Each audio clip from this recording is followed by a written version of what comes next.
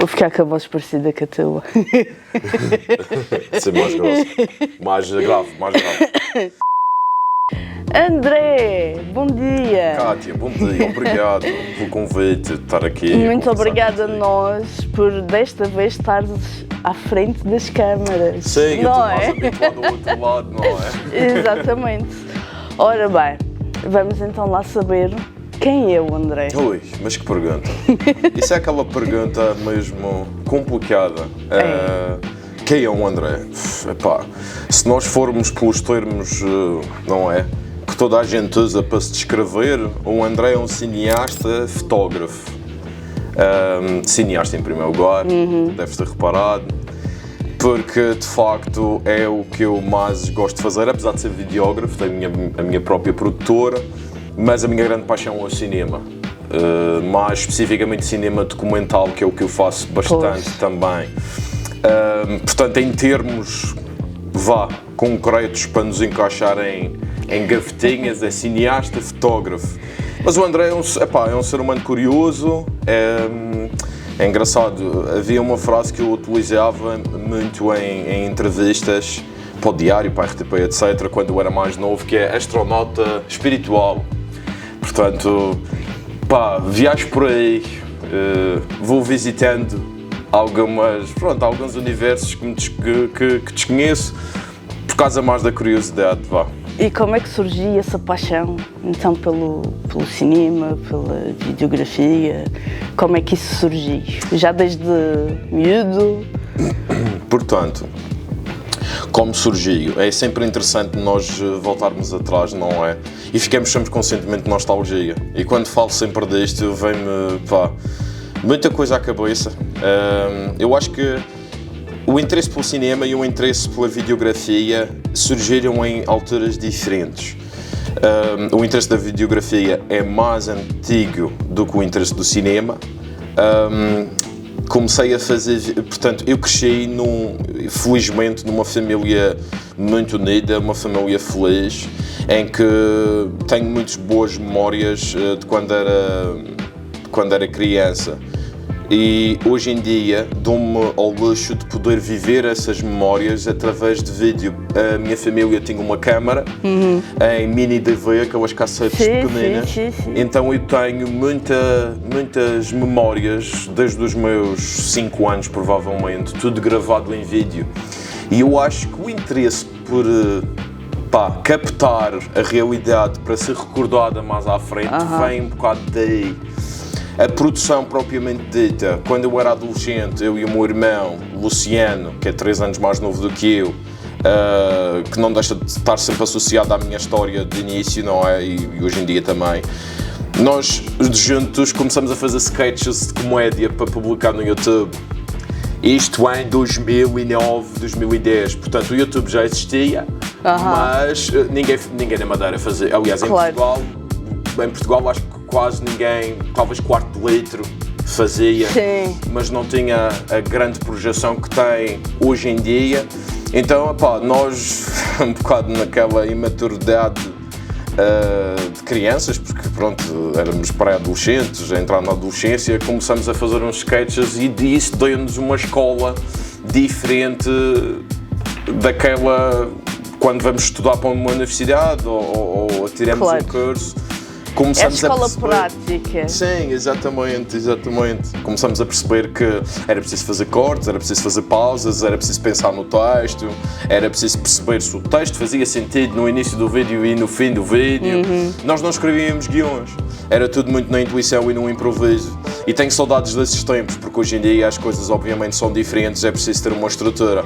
E já nem tens tempo para fazer esse tipo de vídeos, não é? Não, já não tenho de tempo. Portanto, começamos com os sketches de comédia, depois entretanto molhamos os pezinhos em umas coisas assim mais dramáticas, que não correram muito bem. Eu acho que o nosso jeito era mesmo para comédia, mas aquele tipo de comédia um bocadinho mais rasca, Nós temos que começar sempre para algum sítio, não é?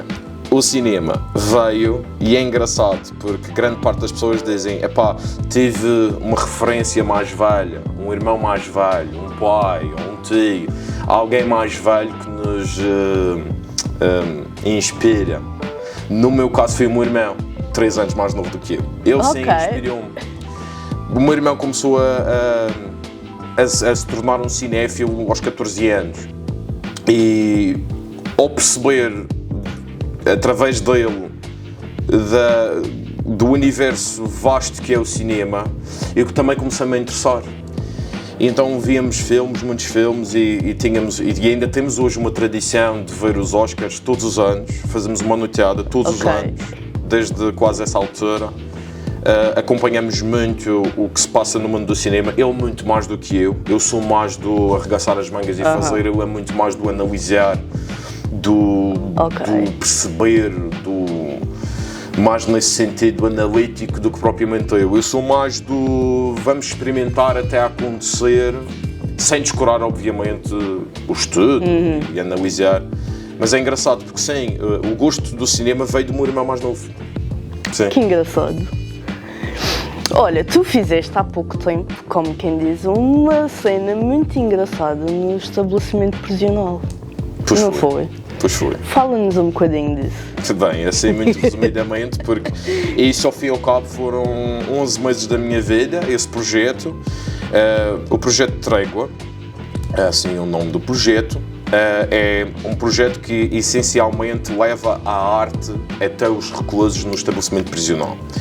Portanto, foi composto na altura, e falha-me sempre a memória nos anos, isso terrível com anos, mas em 2023, se não me engano, ou 2022, acho que gravamos em 2022. Enfim, foi nestes anos, assim. Foi composto um grupo de 12 reclusos, selecionados, portanto, pelo estabelecimento prisional, que eram portanto, todos eles estavam integrados no projeto por livre e espontânea vontade. Não é que tinha sido criado um grupo, propósito para o projeto, sim, nada disso. Portanto, eles estavam abertos ao que aí viesse. Muitos deles, na altura, até disseram em entrevista que não sabiam exatamente para o que vinham, mas que 9 deles mantiveram-se até o fim do projeto e ficaram completamente cativados com o projeto. Essencialmente, foram 5 artistas, que cada um teve um mês de residência / formação. Sim.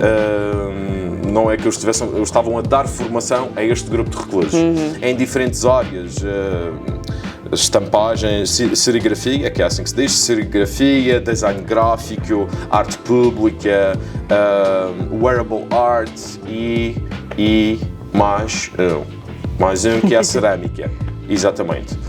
Eles adquiriram todas estas competências artísticas e depois criaram uma linha de merchandising com o mesmo nome, Trégua. E então o que era a minha área de competência nesse projeto?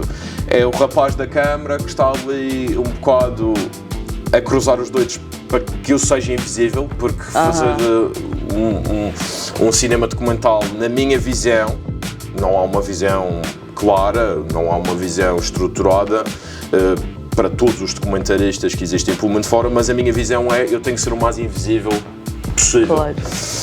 A câmara não deve existir para a vida daquelas pessoas. E foi um processo, e então eu era a pessoa que estava em algumas sessões, muitas vezes íamos 1 vez, 2 vezes por mês, e filmávamos tudo aquilo que se passava. Tudo, captar mesmo a realidade, como ela é. E depois sim, montamos este grande puzzle que deu num documentário de 50 minutos, que depois foi apresentado ao público aqui da Madeira e que efetivamente foi para Alemar, já esteve em Lisboa e já esteve mais longe na Polónia também. E se não me engano, tu ganhaste um prémio. Sim, ganhei. Por causa desse projeto. Eu não digo ganhei. Ganharam, pronto, ganharam porque foi um trabalho de equipa. Apesar do meu nome estar na placa, pronto, quando são projetos assim que envolvem uma equipa, eu gosto sempre de dizer que nós ganhamos o prémio. Sim, foi uma surpresa porque nós tínhamos, portanto, sido contactados pela organização do festival Prison Movie, lá em Olsztyn, na Polónia, a dizer que a nossa submissão tinha sido aceita e que eles, como sempre, gostavam muito que os realizadores e a produção estivessem presentes no evento, na data de entrega de prémios, porque o nosso filme estava nomeado a uma das categorias. A categoria chamava-se Rehabilitation Qualities, porque é um festival de cinema específico para filmes gravados em prisões, sendo ficção ou documental. O nosso era dos poucos documentais que tinha lá, tinha muita ficção também.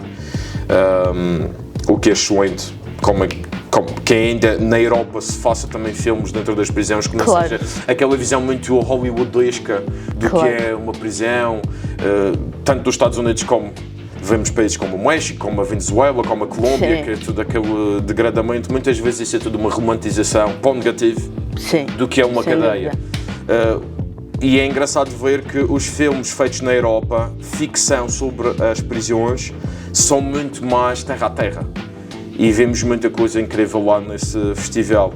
Para a nossa surpresa, na data de entrega de prémios, pronto, disseram o meu nome, que tínhamos ganho essa categoria.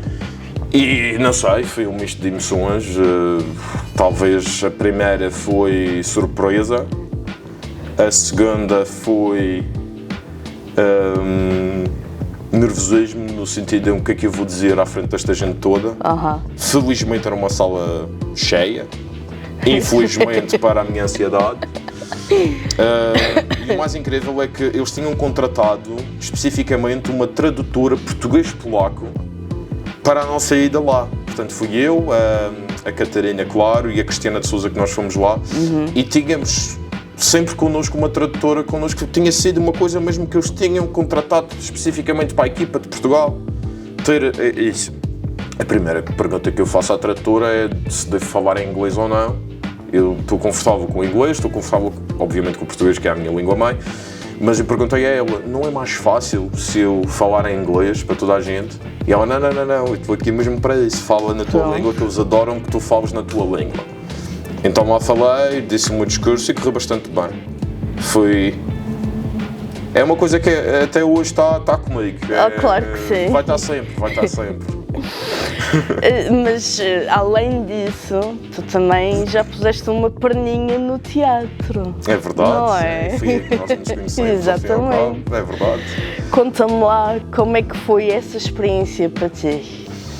Olha, é outra experiência que vai ficar comigo ou para sempre, ou durante muitos anos. Acho que para sempre, porque sinceramente eu acho que foi intenso? Foi intenso, mas também sou-te sincero contigo que, obviamente, se me voltassem a apresentar este desafio, eu acho que só aceitaria com a pessoa que nos ensinou. Ou seja, só aceitaria se fosse a Diana Duarte, que foi a nossa ensinadora nesse projeto. Entretanto, foi aí que conheci a Cátia. Eu acho que só aceitava se fosse ela. Não sei se aceitaria para outras experiências, porque apercebi-me que, apesar de haver uma espécie de um gosto em interpretar e em estar em palco, não sei se é isso que eu gostaria de ser conhecido como. Ou seja, eu faria muito mais na perspectiva amadora do que profissional. Sim. O meu irmão é ator, eu sei quais são os processos que o meu irmão também passa. São processos que não me interessam, de certo modo. Eu prefiro os outros processos mais ligados à parte de Mas se calhar deu-te mais prazer porque era uma história tua. Pois. Se calhar se fosse interpretar uma outra coisa qualquer já não... Sim. Ajudou muito o facto de ser experiências nossas. Sim. Ajudou muito o facto de termos. Lá está. Eu adoro muito o processo que a Diana Duarte tem de criar um grupo que se vê como uma família, que tem uma confiança entre eles. Portanto, e é interessante, nós passamos. Era uma ou duas vezes por semana, já não me recordo, mas eu senti que era tipo 2 vezes por semana que vínhamos aqui juntos. Acho que era uma vez. Bem, quando começamos inicialmente eram 2 vezes por semana. 2 vezes. Lá embaixo. Exatamente, lá embaixo no Corpo Santo. Exatamente. No Largo do Corpo Santo. E depois, quando começamos realmente a ensaiar, acho que era quase todos os dias. Certo. Que foi. Aqui. Foi aqui, Foi exatamente. aqui. Exatamente. Portanto, todo esse processo de criar um grupo e termos as cadeiras em círculo e fazermos o check-in, que é falarmos sobre a nossa semana, o nosso é uma dia. coisa que eu nunca me vou esquecer, o check-in. Sim. Eu acho que aquilo era... É um método de quebra de gelo tão eficaz que de repente, quando acaba os check-ins de toda a gente, e para quem não sabe o que é o check-in, talvez passe aqui a explicar, o check-in é o momento onde estamos todos presentes e antes de conversarmos sobre o propósito de nós estarmos ali, cada um de nós fala o tempo que quiser sobre a sua semana, o seu dia, o seu estado de espírito, ou então falar sobre alguma coisa, uma história que tenha-se lembrado e queira partilhar. As outras pessoas, a regra é que não podem interromper e têm que ouvir com o coração. E depois de feita a nossa conversa ou a nossa partilha, fechamos com o check-in. E é este um processo que nos foi introduzido pela Diana Duarte, que foi a nossa ensinadora nesse projeto. E para mim é essencial utilizar esse método quando estamos a trabalhar com um grupo de pessoas e entretanto já foi implementado em outros projetos que eu estive envolvido, em que a Diana deixou a sementinha e continua até hoje esse processo do check-in e é fantástico mesmo. A Diana realmente tem umas ideias muito fora da caixa que depois dão um resultado fenomenal. E estar em cima de palco, a mim, o que me deu mais... O que me ficou... Bem, ficou muita coisa no coração, muita coisa na cabeça, mas aquilo que não me vou esquecer tão facilmente é os segundos antes da abertura das cortinas no palco. É uma adrenalina que eu não tinha sentido antes. Não é? Eu lembro é bom. Todos nós para lá e para cá e não sei o quê, e depois por baixo do plástico. É uma adrenalina que nunca senti antes e é bom. É bom sentir essa adrenalina. Eu gosto desse tipo de adrenalina, não gosto da adrenalina de saltar de paraquedas, não é uma coisa que muito me interessa. Acho que não teria, imagina, já me perguntaram várias vezes, tu farias isto? Talvez faria. Se eu tivesse uma câmera na mão, faria, sabes? Eu acho que sou mais corajoso quando tenho uma câmera na mão. É provável. Porque imagina, eu sei o que estou a fazer, eu sei o que é para, imagina, é para apontar para ali, para conseguir ter alguma coisa num ecrãzinho deste tamanho e talvez jogue com a câmera na mão, concentrado no plano que eu estou a fazer. Se eu fosse sem câmera, eu acho que sim, eu teria muito medo. E já fiz coisas com câmera na mão que talvez sem câmera não faria. E então, lá está a adrenalina do palco. Eu estava sem câmera e foi interessante, foi fixe. Tu estavas sem câmera, mas se calhar os olhos das pessoas que te estavam a assistir eram as câmaras. Pois, não é? Isso. E talvez eu não pensei muito nisso, sabes porquê? Porque se eu pensasse talvez ficava muito mais nervoso, suava mais e cheirava mal a seguir. Não tinha... Mas o que é bom no teatro é com aquelas luzes todas viradas para o palco, tu nem sabes que está ali gente, mas não consegues identificar. Sim. Isso é muito fixe. Achas que isso ajudou-te também? Ajudou-me, até porque não sei se tu te lembras que o meu texto era assim um bocado intenso. Sim, lembro. Era um dos mais... e eu estava mesmo um bocado apreensiva de como é que aquilo ia correr, mas olha, ainda bem correu tudo, tudo bem. E uma coisa que eu me sinto muito satisfeita, isto pode parecer estúpido, mas eu sei que houve pessoas que saíram de lá a chorar. E saber disso para mim foi... Porque a nossa intenção realmente era despertar alguma coisa nas pessoas. Claro. Porque foram histórias tão diversas,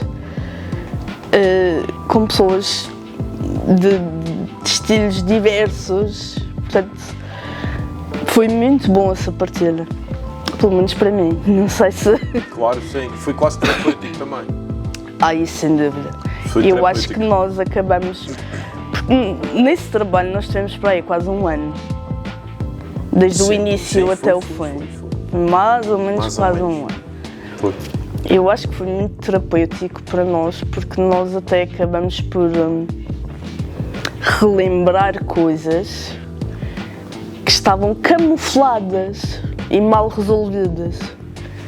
E eu acho que com esse trabalho nós conseguimos realmente fechar alguns ciclos. Não achas? Acho que sim.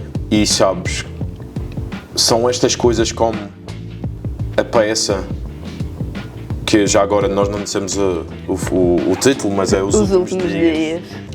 É projetos como Os Últimos Dias, é projetos como o Trégua que vemos e temos a certeza de que a arte é terapêutica também. Sem dúvida. Portanto, o facto de nós éramos nós próprios em cima de palco, mas de alguma forma ou de outra, eu pelo menos senti isto da minha parte, de alguma forma ou de outra, não era bem um André do dia-a-dia, do cotidiano que estava em cima de palco. Era um André talvez mais vulnerável. Sem dúvida. Era um André com total confiança do processo que nós tínhamos embarcado para fazer acontecer a peça. E esse André ficou não digo apaziguado, mas ficou quase resolvido. E depois esse pequeno André entra no grande André do cotidiano e tipo, está tudo bem. Não sei se contigo foi isso, se foi uma versão da Kátia que estava em cima de palco que depois resolveu a Kátia do dia-a-dia. Sim, sem dúvida. Aquela experiência transformou a minha vida completamente. Fez-me lidar com situações que eu tinha só posto o pano por cima e vamos em frente porque a vida continua. Claro. Mas estavam lá. E esse processo todo pelo qual nós passamos até à peça literalmente transformou a minha vida. E acho que o nosso grupo, eu acho que toda a gente no grupo saiu uma versão diferente. Sem dúvida. E já viste que depois disso aconteceram tantas coisas boas para todos nós. Verdade. Verdade. Foi uma cena incrível. Verdade mesmo. Foi especial. Eu só tenho pena, de facto, que o grupo não consiga estar mais vezes junto. Pois, mas independentemente se nos encontrarmos em grupo mais à frente ou não, vai ficar sempre. Claro que Portanto, sim. a gente sabe que quando encontra estas pessoas na rua é outra coisa. Exatamente. É como falar com um irmão, com uma irmã, Sim, sem dúvida, sem com um dúvida. tio, com uma tia. É como falar com um elemento de família. E fantástico mesmo. E interessante ter acontecido aqui na Também, na a livraria, não é? livraria Faz todo o sentido puxou, também esta exatamente. conversa, não é? Eu não sei se é para terminar ou não, mas eu queria talvez falar de duas coisas que me ligam também à livraria. Diz-me. Então, antes de conhecer a ti, eu tinha também uma visão de quem é que poderia estar por trás disto tudo. E eu antes de conhecer, eu vou confessar, eu pensava que, enfim, não sei, uma expectativa diferente. E és tipo a pessoa mais fixe de sempre. É diferente. És bué jovem. Obrigada. És bué, conseguimos estar completamente à vontade e pensar que era uma pessoa mais velha. Pensar que era uma pessoa assim. Não é? Uma barreira assim um bocado académica. Não sei o quê. Sim. E então, antes de te conhecer, eu já estive aqui várias vezes. Eu só soube da existência da livraria, talvez tarde. Eu soube da existência da livraria em 2017. Só em 2017. Meu Deus. Quando eu conheci a livraria, a primeira coisa que eu pensei foi: tenho que fazer alguma coisa aqui dentro. E então, a minha primeira curta-metragem de ficção, parte dessa curta foi gravada aqui dentro. E eu lembro-me de pedir autorização, acho que não foi a ti, foi a uma das funcionárias, que depois ligaram para ti e eu acho que tu do outro lado do telefone tinhas dito, claro que sim, não há problema. Portanto, isso foi a primeira interação que tive contigo, talvez foi aqui por um intermediário por telefone. E então eu gravei lá em cima, na sala, deve continuar a ser a sala onde estão os livros de história, que tem o teto. Exato. Foi aí que gravamos umas cenas lá em cima, que incluímos no filme. E eu fiquei muito contente de poder ter utilizado a livraria Esperança de alguma forma também para os meus projetos. E a segunda vez que eu fiz alguma coisa aqui dentro com uma câmera na mão foi para um vídeo de YouTube, de um canal de YouTube que eu tinha começado em 2016, para um vídeo chamado Os Livros que Mudaram a Minha Vida. Okay. Eu falei dos livros durante grande parte do vídeo e no fim eu venho à livraria Esperança mostrar os recantos daqui, capas de livros que eu adorei, livros que também fizeram sentido para a minha vida. E também foi a mesma situação de chegar aqui, pedir autorização, ligarem para ti e tu, pode ser, claro que sim. Sabes que nós gostamos muito de ajudar, como quem diz, ou estamos sempre disponíveis para os nossos também fazerem alguma coisa. E tenho a agradecer isso. Talvez sem a livraria Esperança, naquela primeira curta-metragem, não tinha o mesmo impacto, porque a ideia era uma personagem que não tem uma personagem, mas é uma rapariga que se perde entre corredores. Pai, faz todo o sentido, não é? Está cheio de corredores de livros e... Pois. E são corredores tão diferentes, não é? Que as capas estão todas à mostra. E então agora que estamos a fazer estas mudanças todas, acho que está a ficar assim um bocadinho mais aprazível, não achas? Sim, sim. É incrível ver como a livraria evolui, não deixando de ter este ambiente, esta estética mais vintage, talvez.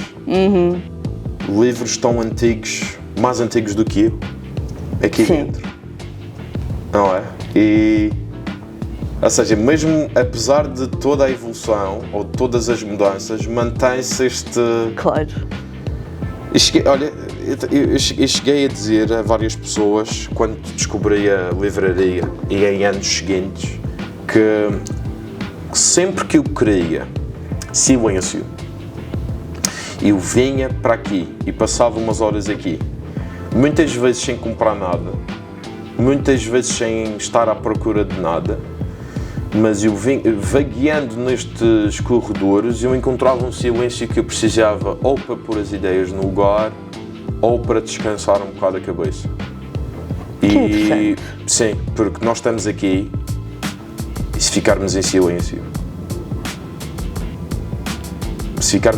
talvez percebamos que vivemos numa cidade, mas no seu geral, eu não sinto que estou no coração da cidade, não sinto que estou na Baixa do Funchal. Sim. E isso é fantástico. Então, nos pisos superiores, ainda mais silêncio nós encontramos e é o ambiente perfeito para uma livraria, na minha opinião.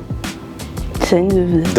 Livraria deste cariz, não é? Histórica. Uma livraria que nós sabemos que se estamos à procura de um livro, se não tiver na livraria Esperança, muito dificilmente vamos encontrar.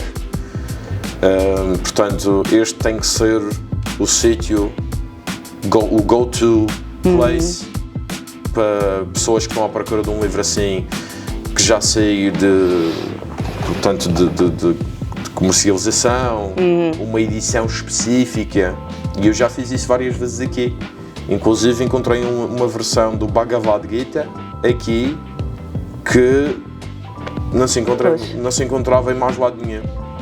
E eu já tinha o Bhagavad Gita em casa, mas eu gostava mais daquela versão que tinha traduzido. E só encontrei aqui um único exemplar e fiquei incrível. É isto, são estas coisas que a livraria de Esperança nos desperta em nós e desperta em mim. Olha, tu tens um hobby que partilhas com a nossa convidada da semana passada, não é? Tânia. Fala-nos um bocadinho como é que isso também começou contigo. Portanto, a Tânia, eu via, obviamente, não é? A conversa que tu tiveste com a Tânia, e ela disse que começou, portanto, o gosto começou comigo e também com uma vizinha lá da casa dos pais dela, que lhe iniciou, lá está, a profissão dela também, porque é a profissão dela, não é? Como é que isto iniciou comigo?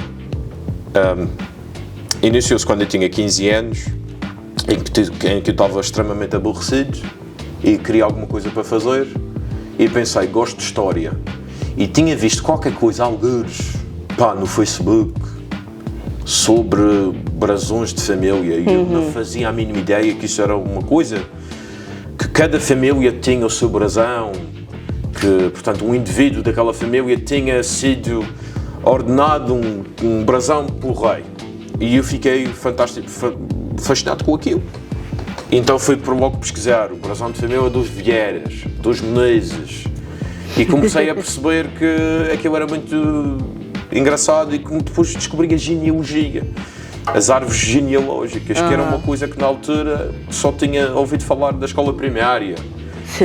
Tens que arranjar a tua fotografia, a fotografia do pai, da mãe, dos avós, para depois fazermos umas linhas e fazermos umas folhas e não sei o quê. Mas não sabia que aquilo era uma área de estudo. E quando descobri, embarquei nessa viagem e fiz a minha árvore genealógica, que até hoje em dia está ativa, porque é um processo que nunca acaba.